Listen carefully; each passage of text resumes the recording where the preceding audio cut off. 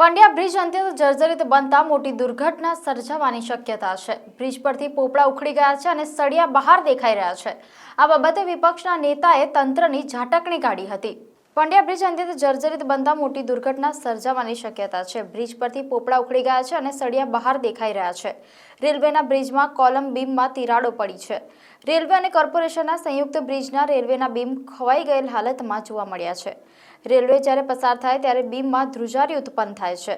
Railway બ્રિજના બીમમાં તિરાડો પડી જતા બ્રિજ જોખમી બન્યો છે। વડોદરાનો સૌથી જૂનો પંડ્યા બ્રિજ જર્જરિત બનતા પંડ્યા બ્રિજના રેલવેના બ્રિજ બીમમાં તિરાડો પડતા તંત્ર સામે સવાલો ઉઠી રહ્યા છે।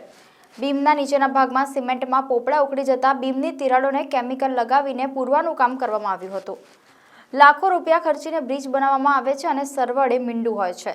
સરકાર પાસેથી બ્રિજના કોન્ટ્રાક્ટ લઈને ગોટાળા કરતા લોકો હજુ આંખો ખોલતા નથી કે પછી આ બધામાં ભોગ પ્રજા બને છે।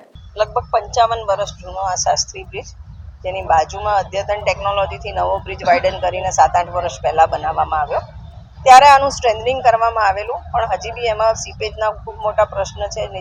દુકાનો છે, એમાં પાણી જમે છે, સ્લેબમાંથી પેનિટ્રેટ થઈને બીમ થકી કોલમમાંથી બી પાણી જમે છે, સ્ટ્રક્ચરલ ક્રેક્સ બી દેખાય છે। ત્યારે અમારી ડિમાન્ડ છે કે આ બ્રિજની સ્ટ્રક્ચર સ્ટેબિલિટી રિપોર્ટ તાત્કાલિક કઢાવવો જોઈએ।